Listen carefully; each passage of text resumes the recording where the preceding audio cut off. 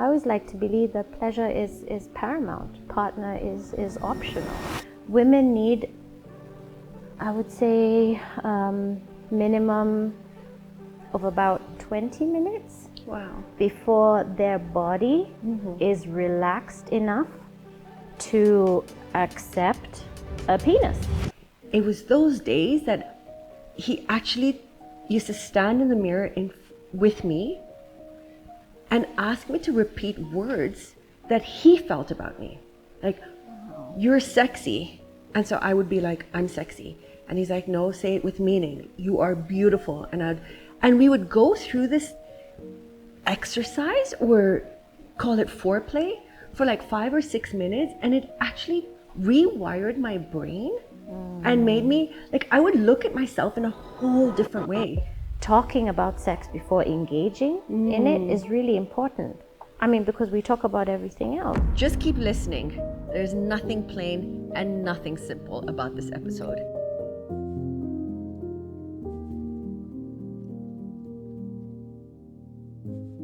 Welcome to the podcast, Dr. Cathy. Oh, thank you so much for It is so nice to have you here. We've had a couple of conversations on the phone, and now we get to meet each other in person. I know, so awesome. It is so awesome. So before we start, if you can just tell myself and the guests a little bit about yourself. How did you get into sexology? Wow, how much time do we have? We have a lot of time. Take all the time you need. I'm just kidding. I'll keep it short. So I studied psychology, and I did that in the UK for about 3 years, and then I went on to do a master's in occupational and organizational psychology. Got into HR, stayed there for about 15 years. Wow. And while I was at my last position, I kind of felt that I wasn't really helping people at the grassroots. I was kind of like helping them after everything has kind of just like, fallen over. So I decided to go back into psychology. Mind you, therapy is not something that I thought I could do when I was in school. I just thought that I didn't have the patience for it. Just goes to show you how sometimes you're impatient when you're younger, and then you get older, all of a sudden you have all the patience in the world. Amen to that. So I decided to do something that, or rather the niche that I wanted to tackle is something that was taboo, something that I know a lot of people struggle to talk about. For example, even naming body parts, what they're supposed to be named. Right. And because a lot of us struggle with that, that's one thing that I wanted to do. So I kind of thought, let me retrain in sexuality. And it's something that I was honestly thinking about for about 3-4 years before I took action. And then I just decided to do it. I up and quit my job, and everybody thought I was crazy. And then decided that I was going to open my own practice, which I did. And now I've just celebrated 6 years. Wow, congratulations. Thank you. And also managed to complete my PhD, which took me 4 years, and I graduated in February. So, my goodness, so you're all brains and all beauty. This is what she is. Everything in one package. That's a really bold step, because I think for me, I've always wanted to talk about things that are taboo. And I used to have a really active social media, and the first thing, it was my dream. This podcast was actually supposed to happen 10 years ago. And it was supposed to be called Taboo Talks. I had the logo and everything. very cool. Yes, and that's why I wanted you as my first guest, because I think for me it's breaking that norm of what we can and cannot talk about. And I think we shy away, especially in Kenya. And being from an Indian background, my parents never talked to me about the birds and bees, and you go through life trying to figure things out on your own. Yeah. And it was really difficult. And I don't know, maybe we can touch on, first and foremost, I think, relationships. For me, it's always been, what makes a successful relationship, in your opinion? Yeah. Well, I don't know whether I want to, successful. Maybe healthy. Sure. Yeah. That's a better word. I like to look at it as healthy, and that's because, nobody really talked to us about what healthy is and what unhealthy is. And also, I think one of the things that we have as women, we're very nurturing, and we were kind of pushed towards loving, giving, sacrificing, doing. Absolutely. And I don't always think that we were taught when to stop to do those things, because it became unhealthy or toxic. Right. And that's why sometimes you find yourself in an unhealthy relationship. And it's not a judgment. It's just sometimes you find yourself in that situation and you can't walk away from it. Right. But some of the things that constitute a healthy relationship is mutual respect, and it's reciprocal. There's also the act of service, where you're doing something because you genuinely want to see your partner happy. So you're doing that on the basis of that. There's also the part where you also take an interest in what both of you are doing. You can also feel that it's almost like you become an extension of this person. So when they're hurting, you hurt too. And I know that maybe sometimes when we think about like what healthy relationships look like, we turn to Disney, Right. or one of my favorites, Pretty Woman. That is actually one of my favorites too. Yeah. So when we think about relationships in that context, there's like a happy ending. There's a turmoil. There's a meet, or rather like a meet, and then there's the turmoil, and then the happily ever after. And the realization is that in real life, relationships don't work that way. It's also you choosing each other every single day and showing up for each other every single day, which means that a relationship, or like getting married or dating somebody, it's not a destination. It's a journey. So you don't arrive. And sometimes that's what happens. You get to know somebody, you court them, and then you're together and everything is fine. And then you kind of think, I've made it. And then you stop doing all the things that you used to do. Absolutely. And I think for me, that's where the challenge happens. What happens when you're in a relationship? You've got that novelty of being in a new relationship. Everything's new, fresh, exciting. And then, I don't know, 5, 6, 10 years down the road, how do we then say, okay, I think a lot of people take it for granted that we're together, we're going to be together. Some people get into matrimony, get married, have kids, and the whole dynamic changes. And what happens then? What can people do at that point to say, hey, and it might be, it might be easier said than done. I don't know, you listen to people saying, oh, I went and buy more lingerie, or I made this effort. Does it have to be a big thing, or is there anything that we can do on a day-to-day to keep that spice up, to keep that interest, to just capture some of that, what we had when we first started a relationship? It's an interesting sentiment, and this is something that I think we all go through. Yeah. I would say gratitude and appreciation. Amazing. It's something that we lose along the way. Right.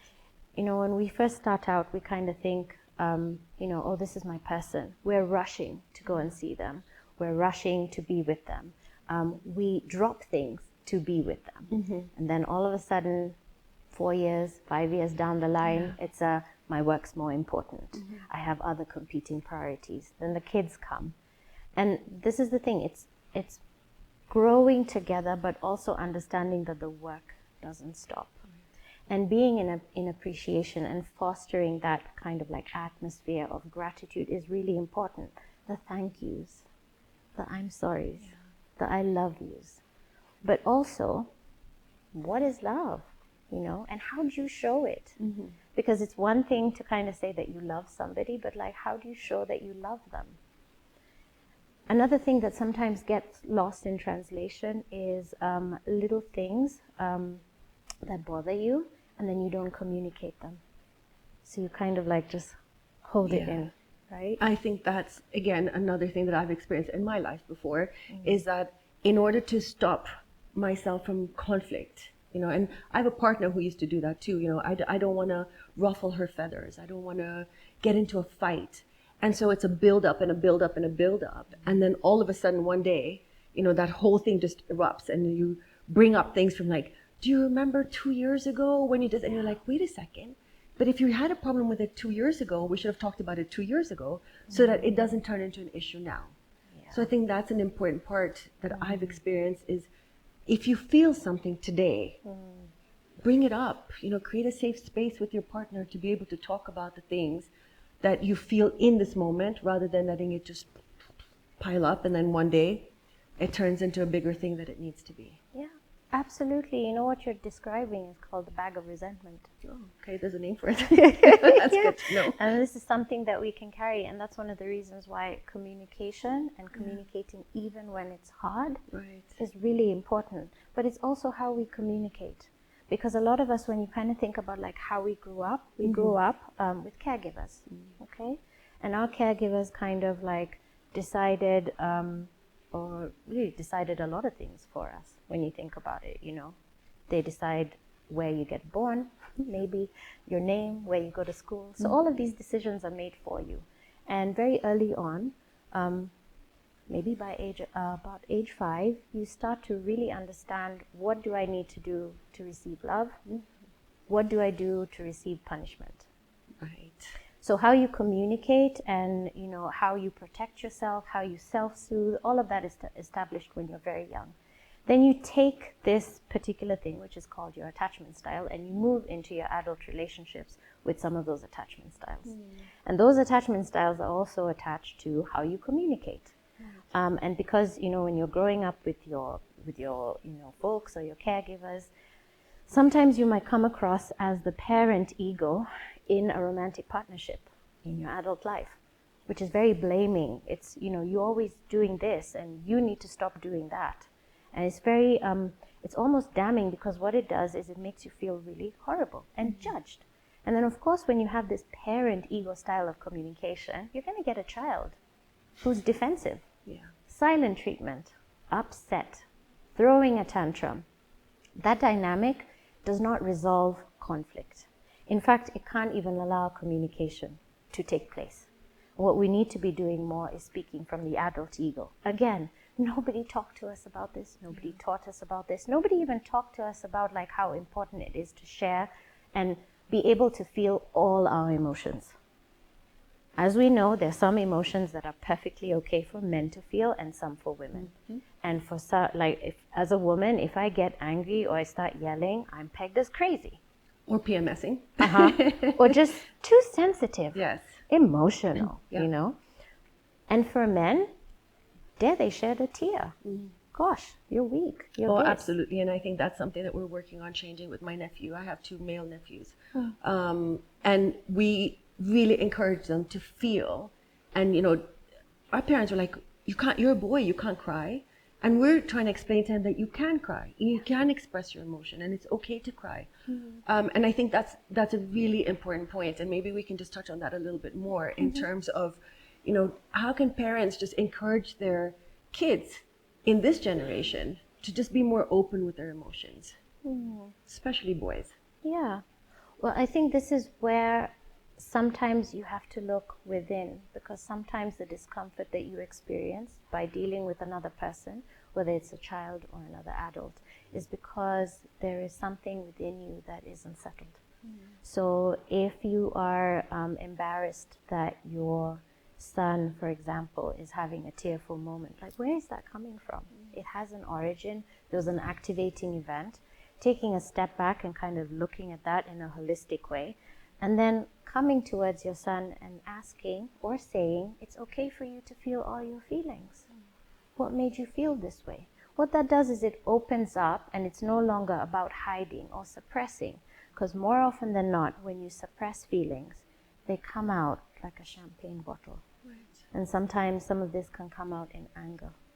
And anger, while it's a very useful emotion, it's also not vulnerable. So we need to kind of think about like what kind of other emotions are kind of driving this anger. So that's so interesting you should say that, because I grew up as a very angry child. I had my childhood was like a lot of turmoil in my childhood. I saw a lot of my parents, now this is me being vulnerable and exposing a lot about myself, but my parents fought a lot. And me being the oldest of 4 kids, I was always trying to protect my family, protect my sisters. and I took on this very male role in my life. And that, so one thing that came out of that is I had serious anger issues. I mean, I remember going to university, and, you know, my very close friends know this about me, that I went to anger management classes at that time. This was like, gosh, when was I in university? I don't even remember. 2000, no, like late 1990s. I'm totally giving away my age right now. But I remember having an argument with a male friend who I was dating at the time. And I was on the phone, and I had a glass of Coca-Cola. I don't drink Coca-Cola anymore. I had a glass of Coca-Cola on a mantelpiece, and I remember telling myself, and I used to break things. That was my thing. You know, the violence, the anger came out in just me throwing things around and breaking, and it was really unhealthy how much anger I went through. It was almost blinding. And again, how I knew this is I'm looking at this glass and I'm telling myself, break everything, just don't break this glass, because it's going to make the entire house sticky, and it's going to be so much harder to clean. And I remember being so blinded by this anger that when I put the phone down, I looked at the glass and I'm like, where did this glass go? It's not here anymore. And I'm like, but I distinctly told myself, do not break that glass. And I look on the floor, and it was on the floor broken. And when you say that anger is not being vulnerable, I was not vulnerable, because if you told me at the time, you know, you're a vulnerable person, I would have probably gotten angry, because I didn't believe that I could be vulnerable. I was embodying this male persona, not only when it came to my family, when it came to my relationships, and that's exactly what I was attracting. I was attracting men who were as broken as I was, and who needed to be nurtured and taken care of, because I was so broken. Yeah. And you were doing it for self-preservation too. You know, you're protecting yourself. And that's it's a very interesting, fact about anger, is that although it's not vulnerable, it's a very useful emotion, because what it was also kind of showing you is what is important to you. Right. Where do you feel silenced? Where do you feel abandoned? Where do you feel that somebody should have, and I try not to use this word in the therapy space, but should have stepped in for you as a child. Sure. So it's it's important for us to start looking at anger in a way that it's good, but you also need to kind of see what the driving emotions are, and being able to share that in a relationship, when you're in a relationship with somebody, is important, because sometimes when you come out with anger, it can feel like an attack. And because it's scary, you know, your partner might be like, whoa, okay, I think she needs to take a beat. Yeah. And that's one of the things in terms of conflict resolution around that, using nonviolent communication. Taking a pause from that anger will allow you to then, allow your brain to kick in to the rationalization of things. Okay. Because when you're angry, it's your limbic system that's shot, and it's there. That's the emotional part of your brain. That's where all the emotions come out. And your rationalization is in your prefrontal cortex, and this is something that kind of like shuts down at that particular point. That's one of the reasons why, if you take a step back and even give it about 10 seconds, right, it can then allow everything else to start, like allowing you to feel grounded, but also to kind of see, okay, what else is driving this anger that I need to look at. Right. I love that. So just count till 10 before you start to throw things around the house. That's what you're trying to say. Easier said than done. But breaking things is actually okay. Oh my goodness. Yeah, I don't break things anymore. Thankfully, I've done a lot of therapy and a lot of self-healing to break anything. I still do get to the point where I do get angry, but I can pull back a lot quicker than I did before. Okay, Dr. Cathy, we're now going to move into something a little bit more juicy. Okay. I want to know about sex. I want to know everything you know about sex. No, I'm kidding. I want to know. Let's start small. Okay, let's start like baby steps. So let's talk about foreplay. Okay. And how important is that in a relationship, in terms of like the build up, the playfulness between two people. There's some guys that I've been with who have just been like, hey, foreplay all the way. Like, let's just do this for 2 hours. And I'm like, okay, I think I'm done. Like, can we get on with it? And then I have some people who are just like, okay, on top, done, finished. How is that for you? And I'm like, I don't know how to answer this question. They're onto something, actually. Yes. Because like physiologically, men and women are very different when it comes to being primed for sex or desire. And because sex starts in the brain, which is our biggest sex organ, okay, there's, there's stuff that kicks in from there. So when you think about foreplay, and that's, if we're looking at the physiological part of foreplay, women need, I would say, minimum of about 20 minutes before their body is relaxed enough to accept a penis to enter a vagina. 20 minutes. About 20 minutes. Yeah, that's it's different for different women. Sure. But yeah, about 20 minutes, because that's how long it takes sometimes for you to relax.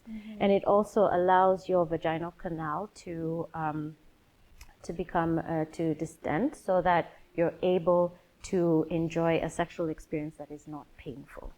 Interesting. So people who complain about pain, now this is again complete generalization, this is different for every woman, but do you think that it could also be because they haven't primed their body enough to get to that point where they can accept sexual intercourse? Someone's just trying to do it like too quickly, or is there actually there are also women who just can't get lubricated enough to and that's true. And the thing is, all our bodies are really different, right? And that's why let's talk about sexual desire for a second, because I think this comes in really nicely here. Because when you think about foreplay, apart from the physiological side, there's also, and especially when you've been in when you're in a long-term relationship and you've been together for years, foreplay looks a little bit different. Yeah. I washed the dishes. I loaded the dishwasher. Hey, if you loaded the dishwasher, that's foreplay for me. I took the kids. Don't worry, go and have a bath, relax. Gentle touches that don't necessarily appear sexual, but they're more sensual. I care about you. I do want to jump your bones, but I'm not going to do that right now because I want you to feel less pressured. And it's those kind of things that we need to kind of understand about ourselves, because there are responsive sexual drives and there are spontaneous ones. Spontaneous ones are like light switches. And you might find that at the start of the relationship, you are spontaneous. You want to have lots of sex, and you're ever ready. And then life gets in the way and things happen. And, you get older and, lots of others, you have arguments, you have a little bit of resentment here and there. And you need to kind of find a way for you to be able to feel that desire. And that's called a responsive drive, because your brain and your body haven't engaged at the same time. So you're not able to feel as sexual. So for example, your partner, a man, maybe in this case, will come up to you and say, hey, maybe you've spent a whole day cleaning, and then you put down the kids for the night, and then he comes in and says, oh great, let's have a little bit of sexy time, and you're just looking at him like, what? I'm so tired. That's not what I can even offer right now. And there's nothing wrong with that. It's just that you haven't been given the time to even feel sensual or feel sexual. And when I think about things that can activate a responsive sexual drive, I like to think of the 5 senses. So, something that you need to see, something that you need to smell, aromatherapy, maybe a really nice bath or a nice shower gel, that kind of thing. Some alone time for you to feel good, standing in front of the mirror with sexy lingerie, or maybe nothing at all, and just looking at your curves and feeling really nice. But it's also being able to have the time to do that. Maybe it's something that you need to hear, those words of affirmation, like, babe, you're gorgeous, you're beautiful. That does it for me, because I was, again, I'm trying to expose a lot of my vulnerability, but I feel like it's important to tap into my personal experience. And for me, I had a partner where the days I didn't feel sexy, the days that I would look in the mirror and I was just like, oh my goodness, what's going on? I've just had a horrible day. I haven't washed my hair, you know, I just don't feel good about myself. It was those days that he actually used to stand in the mirror with me and ask me to repeat words that he felt about me. Like, wow, you're sexy. And so I would be like, I'm sexy. And he's like, no, say it with meaning. You are beautiful. And we would go through this exercise, or call it foreplay, for like 5 or 6 minutes. And it actually rewired my brain and made me, like, I would look at myself in a whole different way. And this was not just me standing in the mirror trying to convince myself, hey, you're sexy. Oh, no, you're not. You look great. No, my hair is greasy. You know, we have that sabotaging self-talk that comes in. Absolutely. And doing it with my partner was life-changing because I could see it in his eyes that he actually really, truly believed that I looked sexy. And then I started to believe, I'm like, yeah, actually, you're right. I do look good. I do look sexy. Affirming. It was so affirming. And I've actually never, before or after, had that kind of affirmation. And I feel like men should just step up and be like, I accept my woman for who she is. And if she's not feeling great in this moment, let me show you how you can look great. Let's stand in front of that mirror.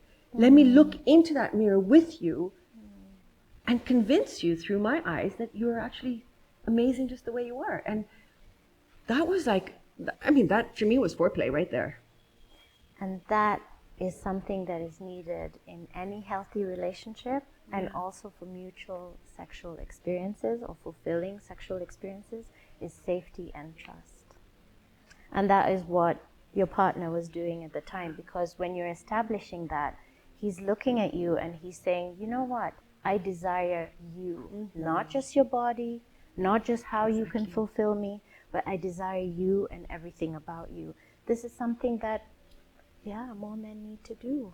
Absolutely. And this is the perfect segue into the next thing that I want to ask you about, which is the female orgasm. Okay. And not just the female orgasm, female ejaculation, female pleasure, all things women, female, amazing, everything. Yes, the wonderful vulva. I hope we can all say that together. The wonderful vulva. Yes. Is that what we call it? The wonderful vulva? Yes. Okay. Yeah, I can do that. Vagina is just, the entrance where the penis goes in. Sure. But, there's the labia and there's the clitoris. I really love my clitoris. Important. Yeah. So, so this is the thing. There's okay, let me tackle female ejaculation. Yes. I think as a first thing. I think a lot of vulva owners may not always know when they ejaculate, because it's the ejaculate you're looking at like a teaspoon. That's how much it is, maybe 5 to 10 ml, depending. Okay. And it's about a milky substance, okay? And it's what we call a low-level ejaculate.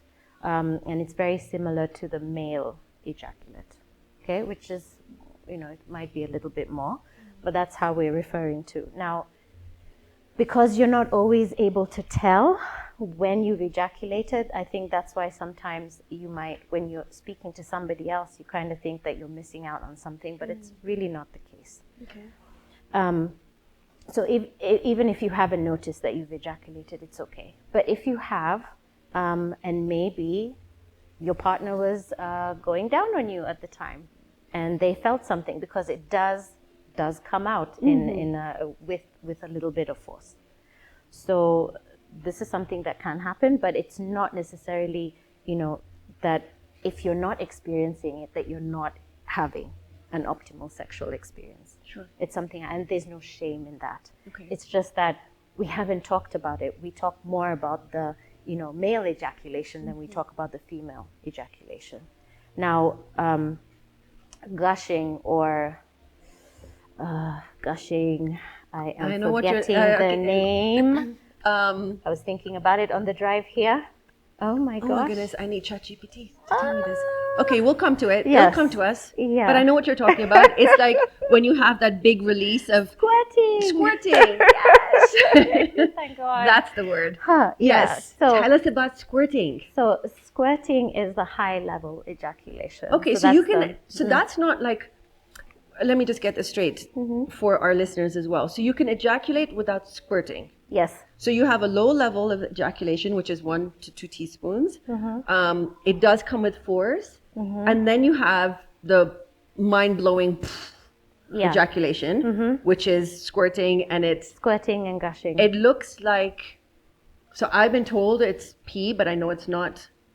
It actually is. Okay. It's a mix. Okay, yes, you're right. It's it is a mix Yes. between, because it comes out of the urethra, Okay. and so does the female ejaculate. It does come out from the urethra. Okay. And when it does come out, it comes out with a lot of force. This is the other thing. It's also a mixture of urine and something called the skin gland. Oh, okay. Now, some women don't have well-developed skin glands, so they may not experience high-level ejaculation like squirting. So the notion of it has to happen is not necessarily the case. Of course, scientists still and researchers still debating on that. Yeah. But it's something that again, if you're not experiencing it, it doesn't mean that you are not having a sexually fulfilling Interesting. Okay. experience. Because I think everything that we see now in terms of, in social media and podcasts and everything is that how do we get women to get to the point where they're squirting? So it's not necessarily true. Sometimes you might have a structural difference that doesn't allow you to squirt to that extent. Okay. Absolutely. That's good to know. And it comes out from the urethra, and it's a Right. mix from fluid from the skin gland and also, with urine as well. Okay. But it's not saying that just because you aren't experiencing it that you are failing at Right. something. And I think this is where it becomes a very psychological aspect, because there are women who can't achieve orgasm. Right. Wow. And they're having fulfilling sexual experiences, but they're not able to achieve orgasm. And this is the thing. An orgasm can be achieved. The main organ that helps you get there is the clitoris. And maybe stimulation from the G-spot. Sure. Okay, tell us where the female G-spot is. So, as an experiment, if you use your tongue and just feel the roof of your mouth, okay, do you see that ribbed? Okay, so now that ribbing. Oh, okay, that kind of feels nice though. Okay, shouldn't be doing this on camera, but okay.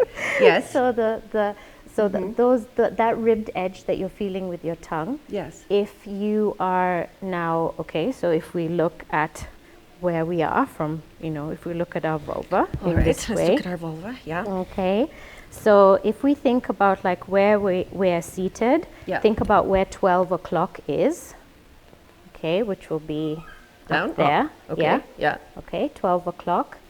Literally, it will be right through the vagina. Oh, and up. Yeah. Ah, so you go through here, and you're trying to get. Okay, first of all, you probably need a finger or a hand. You to will do this. probably just Not feel a that hand. with a finger. I wouldn't want a hand inside me, but yeah, a finger Well, in here. some people like that. True. But yes, we can do a finger. Okay, a finger would be nice to Yes. start. Yes. And you're going in, and you're trying to go up. Yes. Aha. Okay, so that's So where my 12 G-spot o'clock is. in the position. Yes. All right. So this is the other thing. Some women, when Yeah. they've been, when their G-spot is being stimulated, don't enjoy it as much. Okay. So this is the thing. It's out there, but it doesn't mean that it might be Right. for you. Some women find it uncomfortable. Some women find it, great and, feeling, because there's also that idea of whenever you're engaging in such kind of foreplay, psychologically, you might kind of feel as if you need to pee Right. during that experience. Yes. Okay. And there's wonderful ways that you can stimulate the G-spot. In fact, there are 20 different ways that you can do that. But just understanding that, taking a pee before you engage in play is a really good way in exploring your body, whether you're doing it individually or with your partner.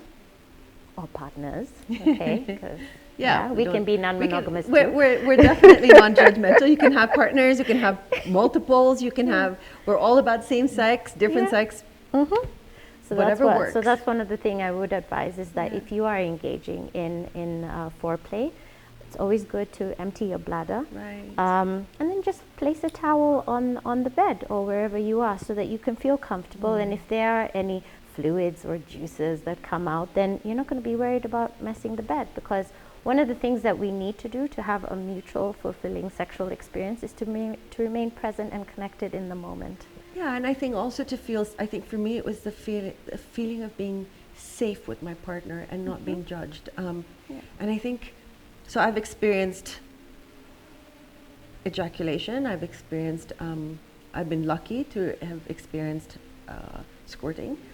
And I think for me, it's an interesting story because I think the first time I experienced it was completely out of the blue. I was in my late 20s. I was very open with this partner. I felt very comfortable. And then it happened and it was almost like, hey, I don't know what that is. And I guess maybe due to the lack of education, due to the lack of any kind of information, I did think, and we both thought that I had peed my pants. And I was like, okay, this is really embarrassing.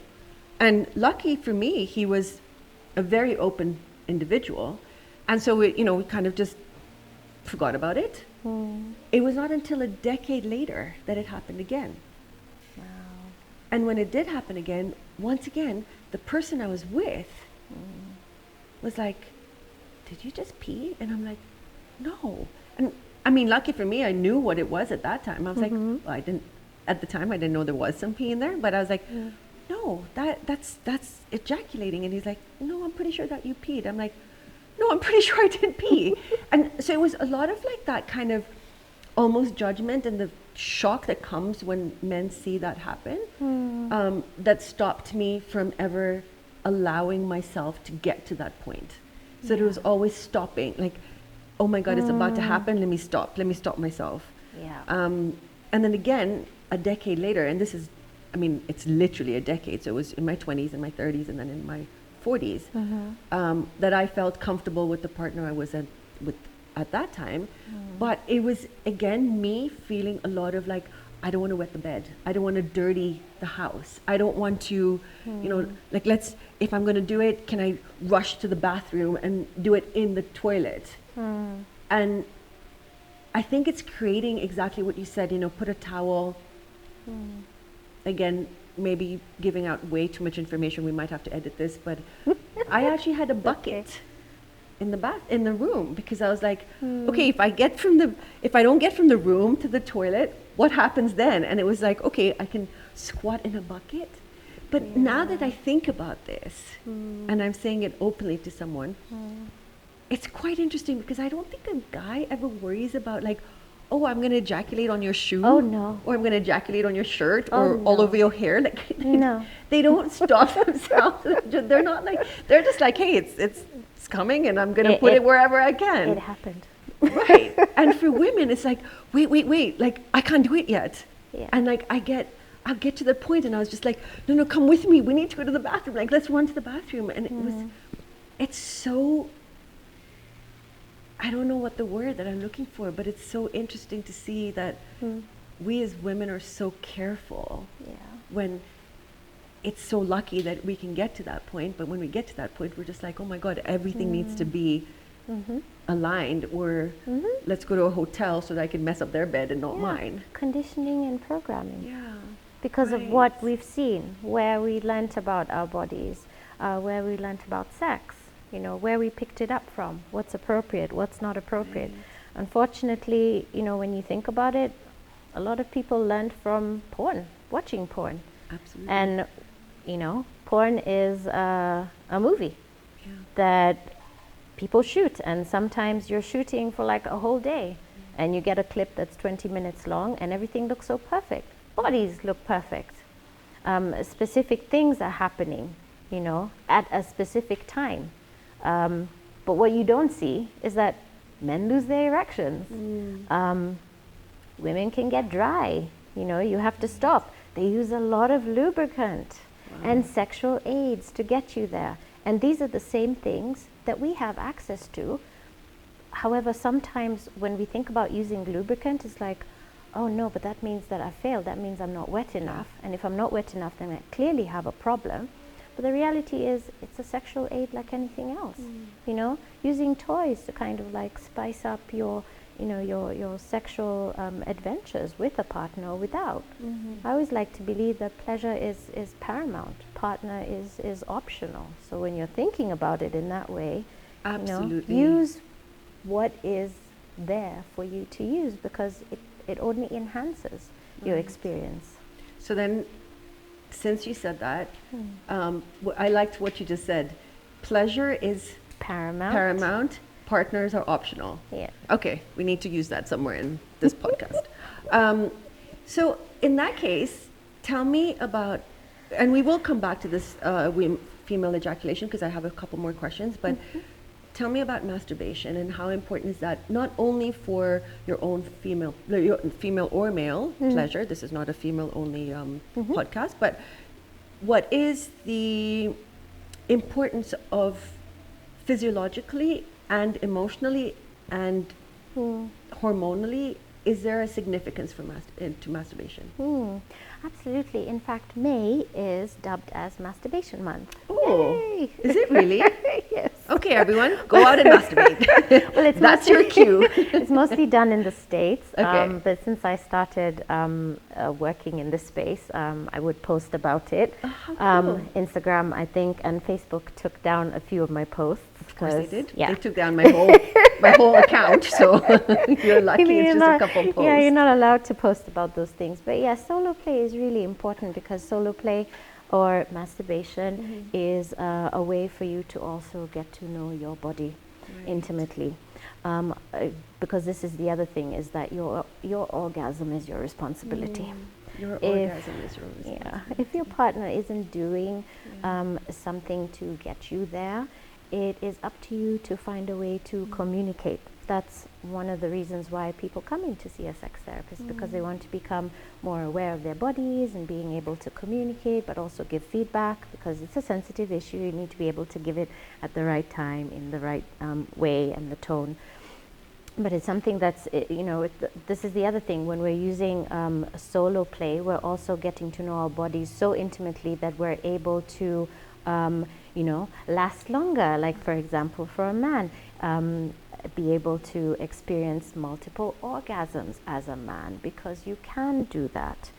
We're also getting to feel our bodies and make sure that everything is okay, checking like your prostate for a man. Checking out your breasts as a woman, feeling your labia, going through your entire vulva, just to make sure that everything is okay. So apart from that, there's also, like, for health reasons, it's important for you to be able to check your vulva, and also, grab a little mirror. And men probably, like as boys growing up in changing rooms and stuff, maybe they would go out there and kind of like compare their penises in front of the mirror, As women or as young girls, we may not have done that, We're like, come out of the shower and we're, changing underneath a towel and removing bras from inside, t-shirts, and because that's how we were programmed to kind of hide our bodies, whereas it's different for guys. But you see, we also need to be able to get intimate with our beautiful vulvas, and there's some really great websites that either cast them out of clay or like have beautiful pictures of vulvas and how they look, and they're so diverse. They're like fingerprints. There's not one that's exactly the same.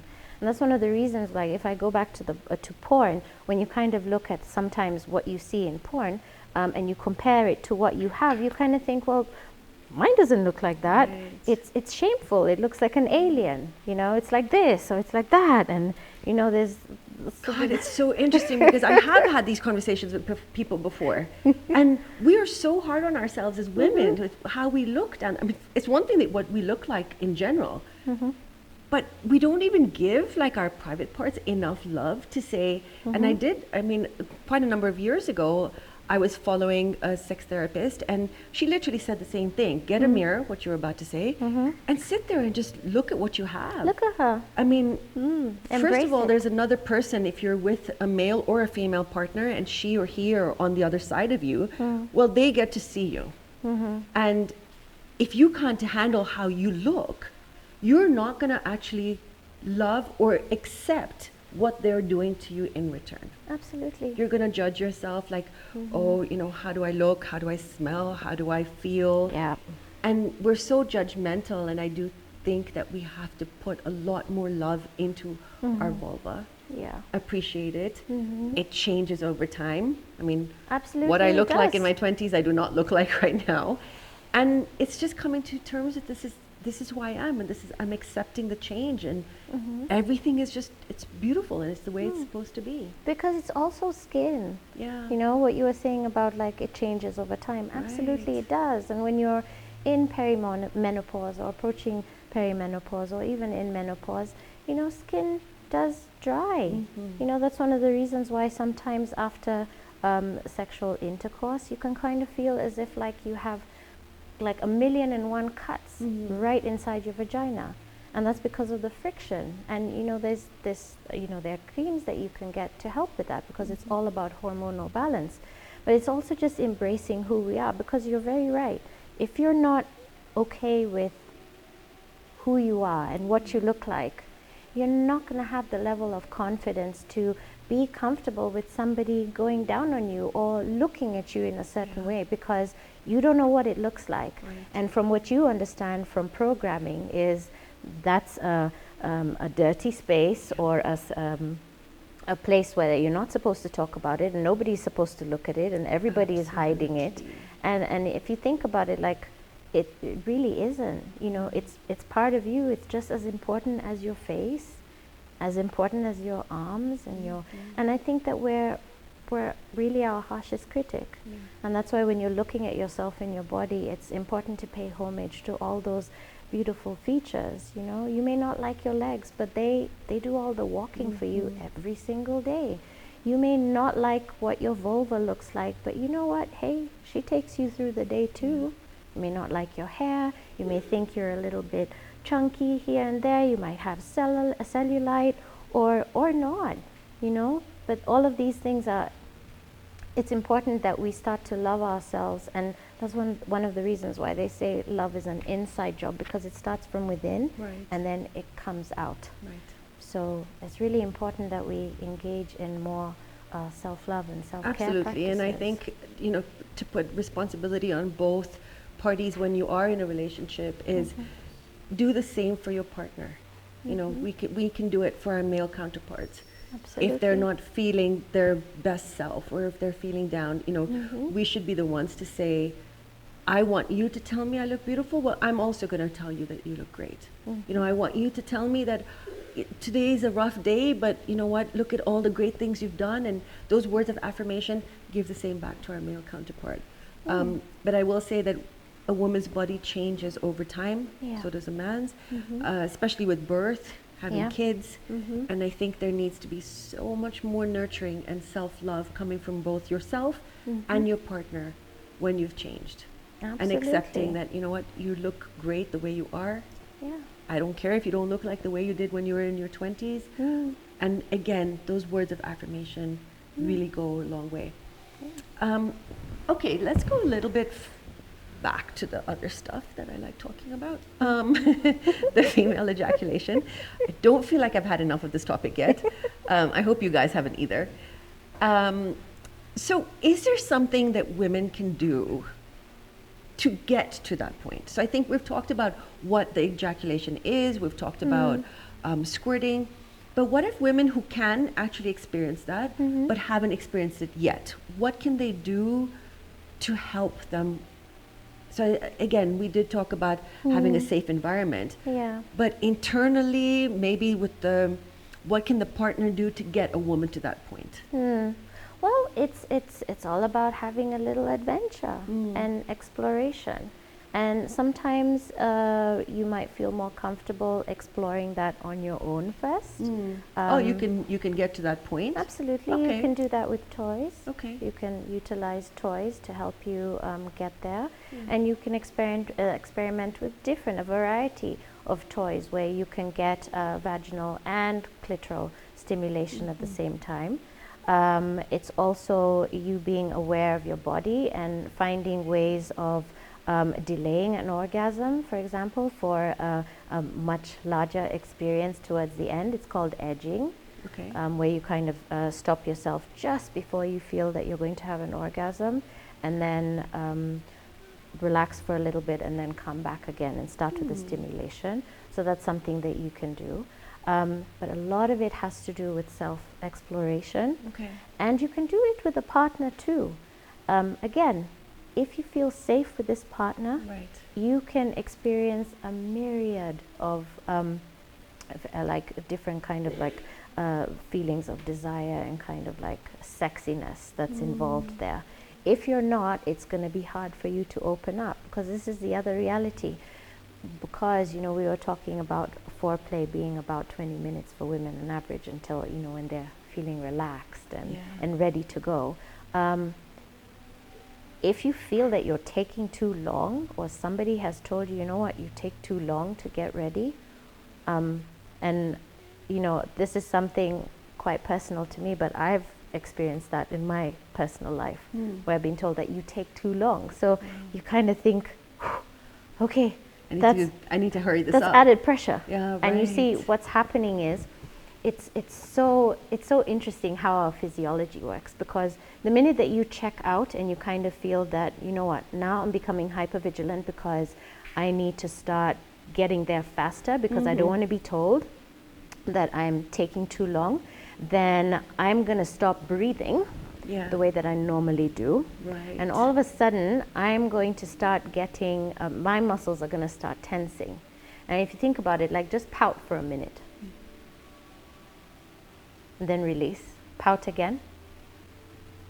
Release. Now when you pout, tell me what happens in your abdomen. Yeah, it's kind of tightens. It tenses. Yeah. Okay, that's why, and that's also like your pelvis is also connected Right. in that space. So at that point, you are no longer priming. You're actually, and the thing is, when you stop breathing, your pelvis is tightening, and you're also sending a message to your brain to stop an orgasm from happening. Wow. That's one of the reasons why sometimes I've heard in my practice is I want to get there, but I kind of stop. You know, I stop myself from something happens and it just ends. And this is the thing, you know, it's that idea of being able to release. But then again, releasing also comes with a level of vulnerability, especially if you haven't had it before. If you've never experienced an orgasm before, you can go through sexual experiences where it becomes about your partner's pleasure and not yours, and not experience an orgasm. And the day that you do, it's freeing. It's freeing because you know that you can also experience the same thing, but it's also there needs to be some neutrality and some safety around that. And you know, getting there is absolutely possible. Does it take time? Absolutely. Do you Right. require patience? Yes, and you also need a patient partner. And that's what I was going to say, is I think it takes work from both sides. Yeah. I think that the partner needs to truly be committed that I want, and I don't mean just a partner saying, was that fun, or did you have an orgasm? I mean, I think, and I hope that men can actually feel when a woman has an orgasm, because it's not about the loud screaming, or, you know, I think a lot of women fake orgasms. Absolutely. Because they can't get there, or they don't feel comfortable enough to get there, or they haven't had enough time to get there. So I do feel like I'm hoping that, you know, men out there will say, actually, I'm going to take it on myself to make sure that my partner has an orgasm, even before I do. And I think those are my most memorable experiences with men, is when a man's like, no, I'm not worried about me. I want to get you there first. Yeah. I don't know, and I'm not a man, obviously, so I don't know if it's easier, but I'm just going to use that word for in context of this conversation. It's easier for a man to get there than for a woman in terms of time and effort and making you feel comfortable and all of this stuff. And so it would be really great for men to just be like, okay, I'm going to get you there first, and then we'll take care of me. And maybe that's the commitment that men need to make. To say, I don't know if you've had an orgasm yet or not, but I'm willing to put in the work. And it's not just, you know, hey, let's just get this done. Oh, it was really great for me. How was it for you? And there are times where I'm just like, I don't know, were you even there? I mean, it was been about 3 minutes. It was great for the first 3 minutes, but I mean, I need about another 30 before I can even feel anything. So yeah, maybe, you know, just the words of affirmation, the commitment of time and effort, the comfort, the towel, the bucket, I don't know, you know, and it's put also, everything out there. And this is the thing, it's also how our bodies kind of experience and our come down period. So when you're thinking about like the sexual response cycle, it's differing for men and for women, or rather it's different for men and for women. And, you know, for example, once a female has an orgasm, everything does seem to, it relaxes, and then every time, it seems to tighten afterwards. And so sometimes if you're thinking about pleasing your partner, as a woman, maybe, you know, like your partner, or like, what am I trying to say? Hold on, let me get this right. Take your time. Okay, so between so a man and a woman trying to pleasure themselves, what you will find, or what you may find, I can't speak for every single woman on earth, but what you may find is that sometimes after a woman has an orgasm, having intercourse after that might be painful. Right. So it's something to consider. Okay. Because we have a different come down or refractory period than men. Sure. Okay. So in that case, switch it over where the man can be pleasured if you're just focusing on foreplay, which I think is a brilliant idea, because one of the things that we need to start doing more is redefining sex. Yes.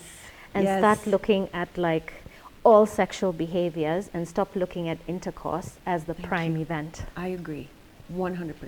So if the man gets pleasured first, and then we can finish with the woman being pleasured, that might work out if that woman has a body that responds in that way. And the idea is that as partners, you get to know your person's body.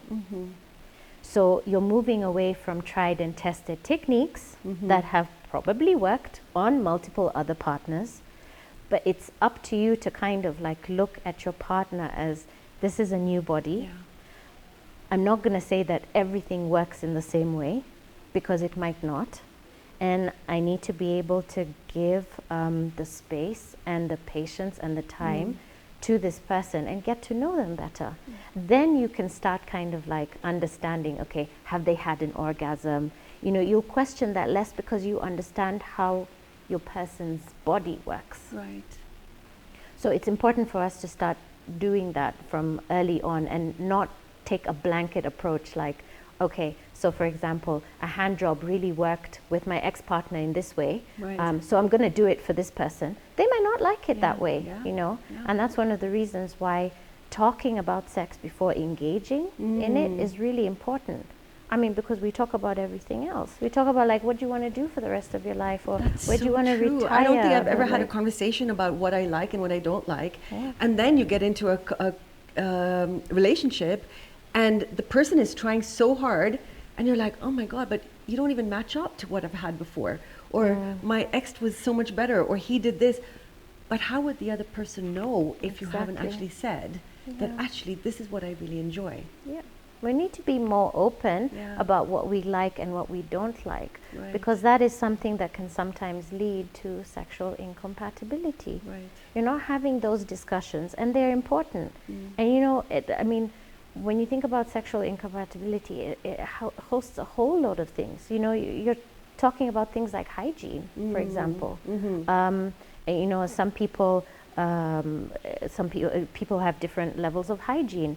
You know, are you okay with body hair? Odor, body hair, body odor, or like, you know, whatever it is, like, are you okay with that? You know, do you need to you know, would you prefer to have a shower before we had sex? You know, and then safety. Like, okay, let's talk about safety. Are you know, are we going to use condoms? You know, are we going to make sure that we protect ourselves? Are we going to go out and get tested? You know, like, what kind of sexual behaviors are you into? Do you like a little bit of kink? Because there's nothing worse than, you know, being in a relationship where, you know, you've been doing, you know, your regular kind of sexual behaviors, and then one day out of the blue, it's you like, get spanked. you get spanked, and you're like, where did that come from? or it's like, honey, I would like to engage in a threesome, and you're like, I thought that goes without saying, because you know, that's not something that I would do. But how? You know, we kind of need to be honest, but we also need to be respectful over what our partners tell us. No, sex is not supposed to be painful. Absolutely. Well, this was unbelievable. I think we're going to have to bring you back for episode number 2, because I feel like I can talk about this for years. I actually think it's a very important topic for people to hear, and also, you know, you're not alone in this. I think a lot of women and men might feel like, I'm the only person who's going through this. You know, I watch TV or movies, or like you said, porn, and everything looks like everything's so perfect, or we don't express sexual issues, even between friends. So I think there's a lot of times, like, you know, you might see your friend and be like, oh my God, she must have the perfect sex life, when really they don't, but nobody's actually talking about it. So nobody actually knows that you're not in this alone. I think my last question for you, Dr. Cathy, is, what is your your last thing that you want to leave with our guests? Something that we're going to remember you for a very long time. No pressure. Just a nugget, something juicy, amazing that we're going to hold on to forever. Wait, I have one more thing to say. Okay, yeah, say it. So in terms of compatibility, one of the things that I just wanted to share is that a lot of the times we think that men are ever ready to have sex. It's not always the case. Men also have emotions. They may come across as being very spontaneous and ready, but they do have, you know, they do experience sexual challenges. And it's not necessarily about age, it's just also sometimes about life. Is it like stress? It could be stress, it could be, you know, wanting a specific sexual behavior and not being able to get it. It's not feeling valued, you know, not feeling as if that they're providing enough or protecting enough. So there are things that men also go through that we don't talk about enough. You know, so it's a conversation. I think what I'll just say about that is that I have met men who are very much in that alpha position, and they feel like if they're not providing for their family, they're not taking care of their people, they feel like they're inadequate, and maybe that feeling of inadequacy makes them less desirable to sex. And I have met people who do embody that space. You know, maybe they didn't have parents that took care of them, or maybe they had parents that took care of them, and they said that this is my job. I am in this position to take care. And like, let's say money is an issue, or they've lost their job, or there's so many. It's not even sometimes such a big thing. It could be something smaller. But you're completely right. And a female is ready and a male is not, and then it almost makes the female feel insecure that he doesn't love me, or it makes him feel like I can't provide all of this other stuff, and now I can't even provide pleasure to my counterpart. So I think that's a really, really important topic too. So I think the last question I want to ask you, Dr. Cathy, is what is the last big thing that you want to leave with our viewers? Something that's going to be your legacy, that we're going to hold on to, that's going to be that golden nugget that you leave after this episode. Okay. All right. Thank you so much. And thanks so much for having me on the show too. This beautiful podcast and this beautiful space. And you. I think what I would like to leave everybody with is in order for you to continue having sexually fulfilling mutual experiences through the ages, learn to redefine what sex means to you. Be open and adventurous, of course within reason. Build on relaxed excitement, Make something like foreplay the event and just leave it there. And remember, pleasure is paramount, partner is optional. But always know that you're responsible for your orgasm, and keep communicating, give feedback to your partner, and understand that your sexual self, the way you feel about your body and how you feel about sex in itself, is really something that doesn't have to end just because you reach a certain age. It's with you for the rest of your life. So be sexy, feel sexy, and you don't always have to do something about it. Thank you. Oh, that was brilliant. That was actually the whole podcast. Scratch the whole podcast. Just focus on that. That was brilliant. Thank you so much. It was such a pleasure talking to you.